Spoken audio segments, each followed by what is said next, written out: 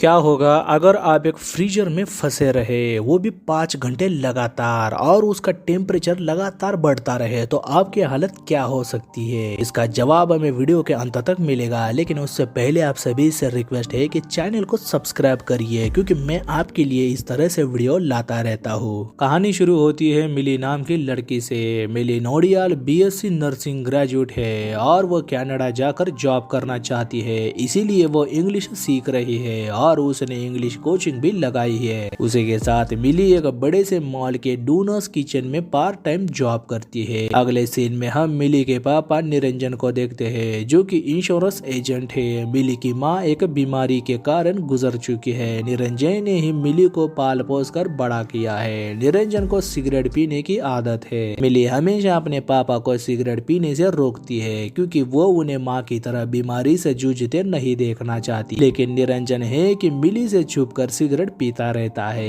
एक दिन मिली पापा पर नाराज हो जाती है। तब निरंजन उसे वादा करता है कि वो सिगरेट हमेशा के लिए छोड़ देगा और मिली को खुश करने के लिए फिल्म दिखाने थिएटर ले जाता है। मिली इस सरप्राइज से बहुत खुश होती है। फिर आगे हम देखते हैं कि मिली समीर नाम के लड़के से प्यार करती है, लेकिन पापा को इसके बारे में मालूम नहीं होता। समीर एक अच्छे घर का लड़का है। उसके पापा की शॉप की दुकान है। वो अपने दोस्तों के साथ हुड़दंग मचाता रहता है, लेकिन मिली उसे जॉब करने को बोलती है, क्योंकि वो नहीं चाहते कि पापा समीर और उसके प्यार को रिजेक्ट कर दे। लेकिन समीर है कि हमेशा उसे टालता रहता है। लेकिन एक दिन समीर मिली की नाराजगी देखकर दिल्ली में अपने लिए जॉब ढूंढ लेता है। वो रात में अपने दोस्तों के साथ शराब पीते बैठता है, क्योंकि अगले दिन वो दिल्ली जॉब करने के लिए जाने वाला था। और वो मिली को कॉल करके ये खुशखबरी भी देता है। मिली ये सुनकर बहुत खुश होती है और अपना जॉब खत्म करने के बाद वो समीर से मिलने जाती है। वो दोनों एक दूसरे के साथ कुछ वक्त बिताने पर समीर मिली को वापस घर छोड़ने के लिए जाने लगता है, लेकिन रास्ते में पुलिस चेकिंग कराने उन्हें रोक लेती है। समीर बहुत डर जाता है, क्योंकि उसने शराब पी होती है और देर रात तक मिली उसके साथ है।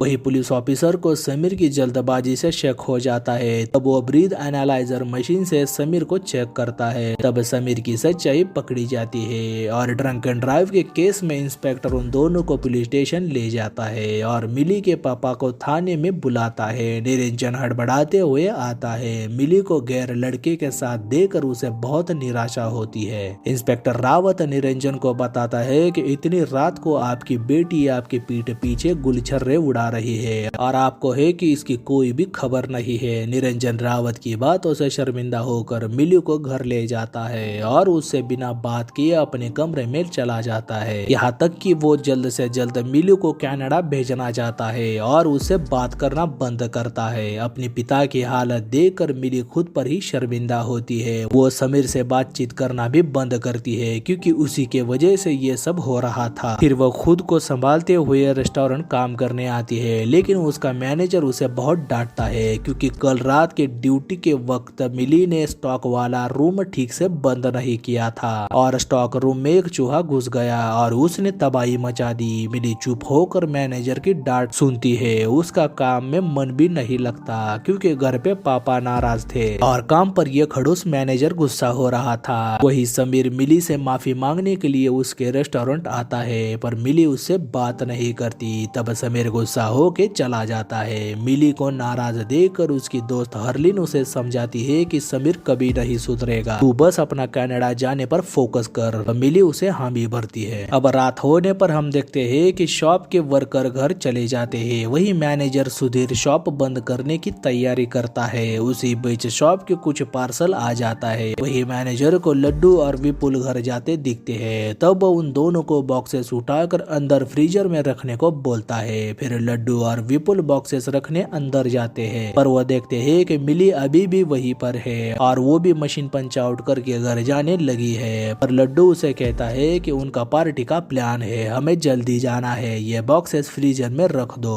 तब मिली ना चाहते हुए उसकी बात मानती है और लड्डू और विपुल शॉप से निकल जाते हैं। अब मिली बॉक्सेस को फ्रीजर में रखने लगती है, पर गलती से एक बॉक्स के अंदर का सामान गिर जाता है। वो उसे समेटने लगती है। वही बाहर मैनेजर को लगता है कि सब चले गए हैं। वो भी सब कुछ बंद करता है, शॉप को लॉक करके निकल जाता है। तभी मिली को एहसास होता है कि वो फ्रीजर में फंस चुकी है। वो जोर जोर से से चिल्लाने लगती है पर मैनेजर तक उसकी आवाज नहीं पहुंच पाती। वो बहुत डर जाती है और फ्रीजर का दरवाजा तोड़ने की कोशिश करती है पर दरवाजा नहीं टूटता। दूसरी तरफ निरंजन परेशान होता है क्योंकि 12 बजे है और मिली अभी तक घर नहीं आई कि वो मिली से बात नहीं कर रहा था। उसे लगता है कि मिली उससे नाराज है। तब वो हरलीन को कॉल करके पूछने लगता है। हरलीन बताती है कि वो मिली से पहले घर चली गई थी। हरलीन निरंजन के टेंशन देख कर कहती है कि वो शॉप में काम करने वाले बाकी लोगों से पता करके कॉल करेगी। फिर हरलीन मैनेजर और बाकी सारे लोगों को कॉल करके पूछते हैं कि मिली को आपने देखा क्या, लेकिन सब लोग बताते हैं कि मिली तो शॉप से निकल चुकी है, उसके बाद कहाँ गई किसी को पता नहीं। अब हरलीन निरंजन को कॉल करके बताती है कि मिली तो शॉप से ऑलरेडी निकल चुकी है। अब निरंजन और ज्यादा परेशान होकर शॉप के यहाँ पर चेकिंग करने जाता है, लेकिन मिली उन्हें यहाँ पर नहीं मिलती।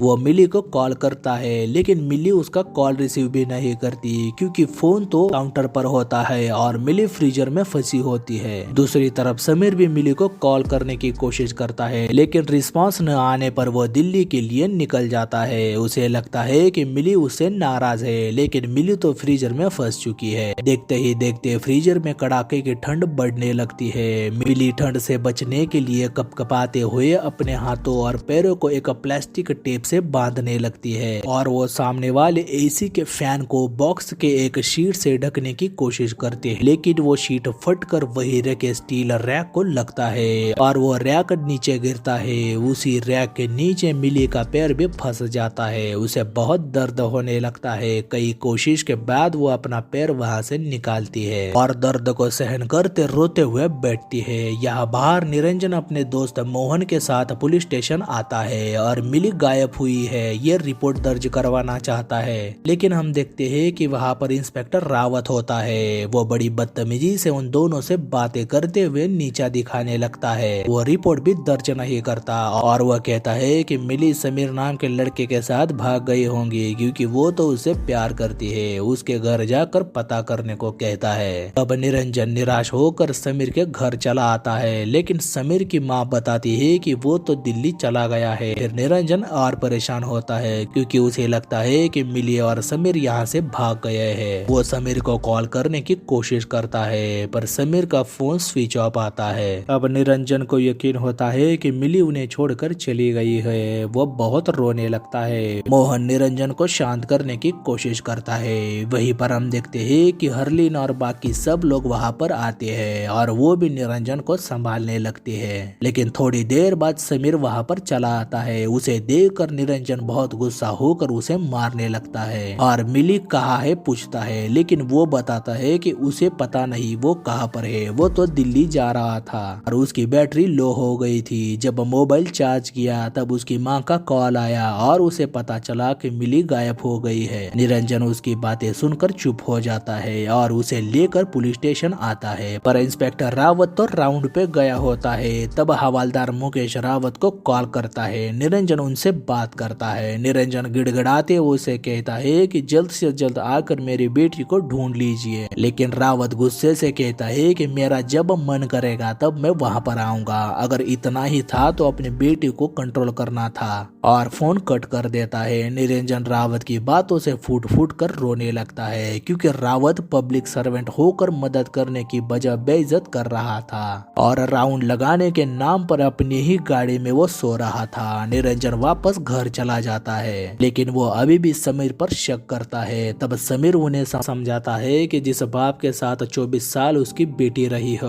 उसे वो भगाकर कभी नहीं लेकर जाएगा क्योंकि वो मिली से सचमुच में प्यार करता है, उसे कभी धोखा नहीं देगा। तब निरंजन को राहत मिलती है। फिर समीर अपने दोस्तों को बुलाकर मिली को ढूंढने निकलता है। अब यहाँ फ्रीजर में हम देखते हैं कि मिली की हालत बहुत खराब हो चुकी है। उसका पैर लॉक हो चुका है। वो अपने पैर को रैकर के बीच फंसा देती है और अनलॉक करने के लिए तेजी से मोड़ देती है और बहुत रोते हुए निराश होकर बैठती है। वहीं पर हम देखते हैं कि कल रात वाला चूहा उसके आसपास घूम रहा है और ठंड के कारण छिपने की कोशिश करता है। उसे तड़पता हुआ देखकर मिली को उस पर बहुत तरस आता है। वो उसके लिए खाना ढूंढकर उसे देती है और खुद भी खाती है और उसे एक सेफ जगह रखती है ताकि उसे ठंड ना लगे और अपने बैग में से लाइटर निकाल कर वहाँ के पेपर लेती है और आग लगाकर बॉन फायर बना के खुद और उस चूहे को गर्म रखती है। लेकिन ठंड बहुत बढ़ जाती है, तब वो एक बॉक्स में छिप जाती है। अब बाहर हम देखते हैं कि पुलिस स्टेशन में रावत आता है। वो उन लोगों को मदद तो नहीं करता, उल्टा समीर पर ही इल्जाम लगाकर पूछने लगता है कि मिली को उसने कहाँ गायब किया है। लेकिन समीर बार बार उसे बताता है कि उसने मिली को नहीं देखा था, मिली कहाँ गई है उसे भी मालूम नहीं, पर वो उसकी बात नहीं मानता। तभी उसका सीनियर रवि प्रसाद आता है और उसे बदतमीजी करते देखकर उसे रोक लेता है। आखिर निरंजन रवि को रावत की सारी करतूत बताकर कहता है कि 4 घंटे से मिली गायब है और रावत है कि उनकी मदद करने की बजाय उन पर ही रौब दिखा रहा है। तब रवि रावत पर चिल्लाता है और उसे तुरंत साइबर सिक्योरिटी को मिली का कॉल ट्रेस करने को बोलता है और खुद मिली को ढूंढने निकलता है। होटल के मैनेजर को वो कॉल करके इन्फॉर्मेशन लेता है और मॉल के यहाँ पर मिलने को बुलाता है। वही समीर को याद आता है कि पंच आउट की मशीन के हिसाब से मिली लड्डू और विपुल से पहले शॉप से बाहर आई थी। तब वो लड्डू से मिलने जाता है और उसे पूछता है कि मिली को आखिरी बार तुमने देखा था क्या। आखिर लड्डू बताता है कि मैनेजर ने काम दिया था कि बॉक्सेस फ्रीजर में रखो, तब उसने वही काम मिली को दिया था, इसीलिए वो मिली से पहले निकल गया था। लड्डू की बातों से समीर को समझ आता है कि मिली फ्रीजर में ही फंस चुकी है। वो तुरंत मॉल की तरफ निकलता है। यहाँ पुलिस स्टेशन में साइबर सिक्योरिटी से कॉल आता है कि मिली का लोकेशन मॉल के अंदर ही है, पर रावत वो लोकेशन रवि तक नहीं भेजता क्योंकि उसने सबके सामने उसे बेइज्जत किया था। वही हवलदार महेश ये देखकर निराश होता है। वो मिली की मदद करना चाहता है, पर रावत की वजह से वो कुछ भी नहीं कर पाता। वही लॉकअप में एक कैदी होता है। वो पहले से ही रावत की करतूत देख रहा होता है। वो रावत को परेशान करने के लिए जानबूझकर दूसरे कैदी को मारने लगता है और ये हंगामा देखकर रावत मोबाइल छोड़कर उसे रोकने अंदर आता है। वही महेश इसका फायदा उठाकर रवि को मिली का लोकेशन भेजता है, जो कि मॉल का लोकेशन था। दूसरी तरफ फ्रीजर में हम देखते हैं कि टेम्परेचर 18 डिग्री सेल्सियस तक बढ़ जाता है। मिली बॉक्स के बाहर आकर देखती है कि ज्यादा ठंड के वजह से वो चूहा भी मर चुका है। वह बहुत डर जाती है क्योंकि अगर उसने बाहर जाने का कोई रास्ता नहीं निकाला तो वो भी चूहे की तरह मर सकती है। मिली का बदन बर्फ से चिपकने लगता है। मिली प्लास्टिक से अपने शरीर को पैक करती है। उसका जिस्म धीरे धीरे जमने लगता है, लेकिन वो जिंदा रहने की कोशिश जारी रखती है। निरंजन भी मॉल के बाहर निराश और हताश होकर मिली का इंतजार करते वही बैठता है। वही मॉल का वॉचमैन को पता चलता है कि निरंजन की बेटी गायब हुई है। वो उससे बात करने की कोशिश करता है। निरंजन को पूछता है कि आपकी बेटी की तस्वीर है तो मुझे दिखाइए। निरंजन मिली की तस्वीर उसे दिखाता है। तस्वीर देखकर वो हैरानी से बताता है कि उसने इस लड़की को मॉल के अंदर आते देखा था, पर बाहर जाते नहीं देखा। इसका मतलब यह है कि मिली अभी भी इसी मॉल के अंदर है। वॉचमैन की बातें सुनकर निरंजन बहुत खुश होता है और मिली को मॉल के अंदर खोजने लगता है। दूसरी तरफ रवि को मॉल का लोकेशन पे मिला होता है। वो तुरंत मॉल में आता है और वो भी निरंजन के साथ मिली को ढूंढने लगता है। सारे लोग मॉल के हर कोने में देखने लगते हैं, पर अभी भी किसी को मिली कहाँ है ये नहीं पता चलता। पर फ्रीजर में मिली अपनी कोशिश करते वक्त 18 डिग्री सेल्सियस की ठंड में अपने हिम्मत हारने लगती है। आखिर मिली बहुत कोशिश करने के बाद एक एसी का फैन बंद करने में कामयाबी हासिल करती है, लेकिन ठंड है कि रुकने का नाम नहीं लेती।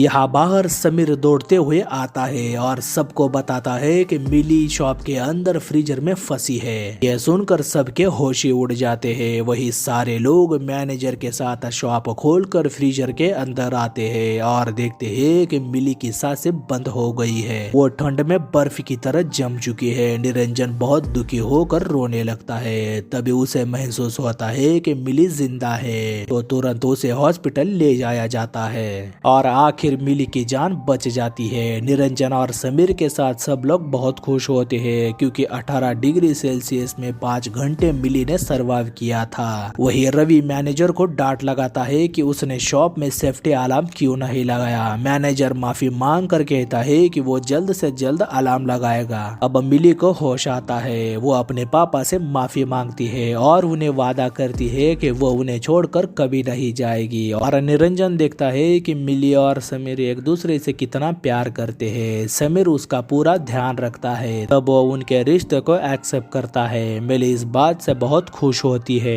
आखिरी में हम देखते हैं कि निरंजन को रात वाला मॉल का गार्ड मिलने आता है। वो मिली की तबीयत जानने की कोशिश करता है। निरंजन खुश होकर बताता है कि मिली ठीक है और पूछता है कि उसे कैसे यकीन था कि मिली मॉल के अंदर ही थी। गार्ड बताता है कि वो इस मॉल में 35 सालों से काम कर रहा है। यहाँ कई सारे लोग आते जाते रहते हैं, लेकिन कोई उससे ठीक से बात भी नहीं करता। लेकिन उन सारे लोगों में से अलग मिली एक ऐसी लड़की थी जो हर रोज उसे बड़े प्यार से स्माइल करके जाती थी। इस भागदौड़ भरी दुनिया में मिली की वो एक मुस्कुराहट मुझे दिन भर खुशी देती थी कि कोई मुझे न जानते हुए भी अपना समझता था। और कई साल बाद उस रात मिली मॉल से बाहर नहीं गई और मुझे उसका मुस्कुराता चेहरा नहीं दिखाई दिया। और यही वजह है कि उसे यकीन था कि मिली मॉल के अंदर ही है। गार्ड की बातें सुनकर निरंजन बहुत खुश होता है और अपने बेटी मिली पर बहुत ही प्राउड फील करके मुस्कुराता है। और ये कहानी यहीं पे खत्म होती है। तो ये था मिली मूवी का एक्सप्लेनेशन।